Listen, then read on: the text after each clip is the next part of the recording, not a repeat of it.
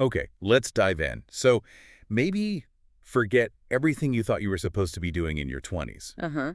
Our deep dive today, well, it's into this piece that really flips the script on the conventional wisdom about this decade.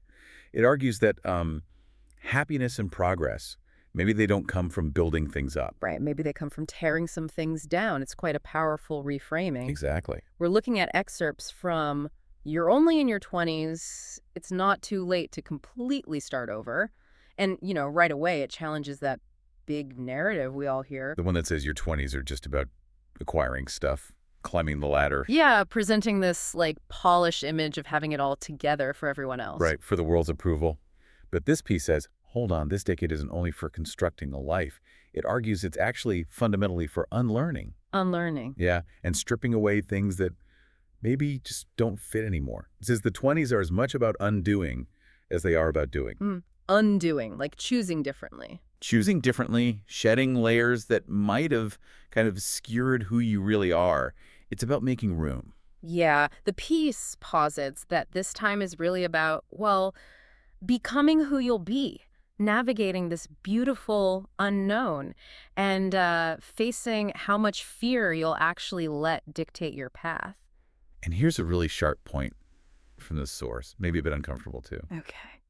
It suggests that if you spend this whole decade just, anticipating happiness, like only when you hit those external goals. The perfect job, the right person. Exactly. The ideal apartment, whatever it is you might, kind of paradoxically, find yourself really unhappy, even if you get those things. That really gets to the heart of why the source thinks people stumble. It argues this unhappiness isn't necessarily about the external circumstances themselves. Oh, so it's not actually about having a quote-unquote bad job or not enough friends? Precisely. The source suggests that genuinely unhappy people, they aren't really undone by their situation. They're undone because they've externalized their power. Externalize their power. What does that mean exactly? They've put all their faith and energy into finding the right external thing, the perfect job, the right economic climate, the right partner, instead of focusing inward. Focusing inward on what, though? On being the kind of person who can attract and, importantly, choose the right things for themselves, or honing their skills so sharply that opportunities actually come to them. Okay. It's a really profound shift, isn't it? From waiting for the world to give you something to building that internal capacity to create and choose your own reality. Okay, yeah, that distinction feels really key. So if the 20s are about this internal stuff, unlearning, shedding, and if unhappiness comes from externalizing power, then starting over here doesn't mean running away, burning your old life down. No, not at all. The source is super clear on that. This isn't about some dramatic escape to a new city. Yeah. It's not about ditching all your friends or quitting your job in a, blaze of glory or just closing yourself off. Okay, so if it's not that kind of big external break, what does this type of starting over actually look like? What are we talking about? Well, at its core, the piece suggests it's about shedding the fear, specifically the fear of what you don't currently have. Shedding fear. Yeah. And it's about making choices with your time right now, maybe developing skills for a future you want, even if it's not immediately obvious how you'll, get there. Okay. It's also deeply about accepting change, really acknowledging you're not the same person you were in high school and you won't want the same things forever. You just won't. And kind of staying present with that constant change. Exactly that. It's about constantly, actively asking yourself, okay, what do I want now? Right now. Yes. And then instead of getting totally overwhelmed by the whole massive future, just consistently focusing on taking the very next right step based on that present feeling. I like that idea. The next right step. It makes starting over feel less like, I don't know, demolishing everything and more like just navigating a path one step at a time. It's much less daunting that way. So how does the source say you actually get started on this? What's the internal method here? It proposes a pretty radical first move, actually. All right. You have to completely clear the slate in your mind. Let go of everything you thought you knew about how you were supposed to get your life together. Ditch the conventional roadmap. Let go of all those shoulds and expectations that we just kind of absorb. Precisely. And the piece gives some explicit warnings about what not to do when you're clearing the slate. Okay, like what? Don't try to predict the future. Don't project all your fears onto it. Don't assume what other people are thinking. Definitely don't try to mind read. And this is a big one. Don't only consider what makes logical sense on paper. Not just thinking about what makes sense. I mean, that goes against a lot of standard advice, right? What do you listen to instead?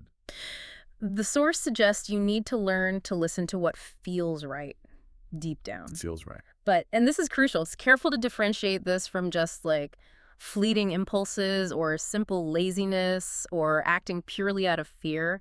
Because it argues those things, impulse, laziness, fear, they're probably the very things that got you feeling like you need to start over in the first place.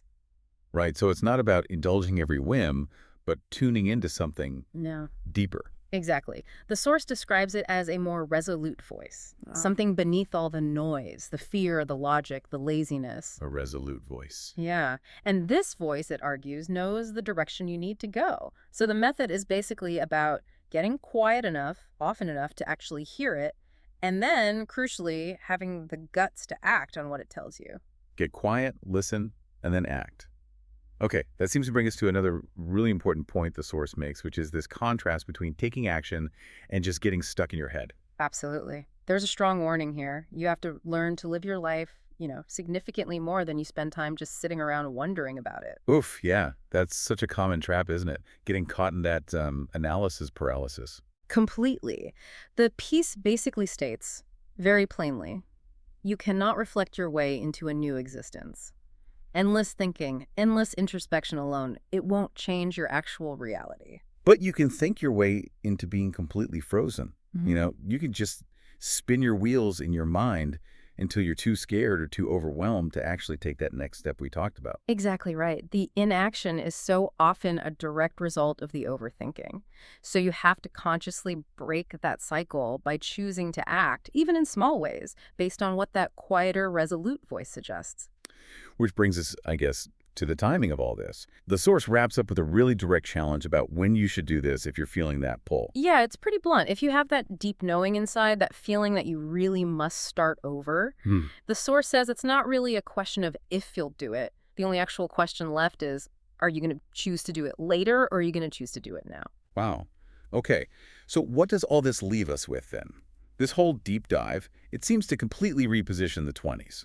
It's not just a time for building externally, but maybe fundamentally it's a crucial period for, shedding old layers. Definitely shedding, unlearning ingrained patterns. Yeah, and making really conscious internal choices about who you're becoming. So starting over, in this view, it's way less about escaping a place. Right. And much more about reclaiming your internal power.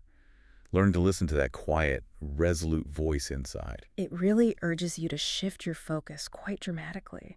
Away from needing external validation or banking on some anticipated future happiness. And towards Present action, action guided by that inner knowing, even maybe especially when it doesn't make conventional sense. So for you listening right now, what does this perspective stir up? I mean, are there layers you feel prompted to shed? Have you maybe been building your life based mostly on what makes sense or what looks good from the outside rather than what truly feels right deep down inside? Yeah, and maybe consider this final thought.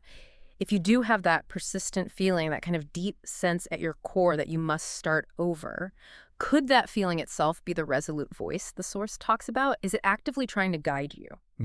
And if you were to actually listen to that voice, really listen right now, how might that begin to reshape your very real life starting today?